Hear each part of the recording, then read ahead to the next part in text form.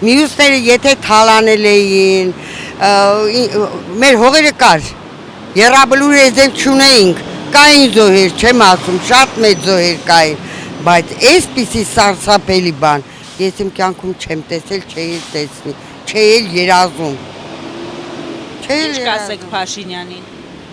Փաշինյանը պետք է հրապարակում կախեն, ինչ պետք է ասեմ Փաշինյանին, ինչ պետք է ասեմ։ Ես Ռոբերտը մեզ ձերբակալել է, Լևոնը մեզ ձերբակալել է, Սերժը մեզ ձերբակալել է, բայց իտո ես շատ շնորհակալ եմ իրանցից, որ մենք հայրենիք ունեինք,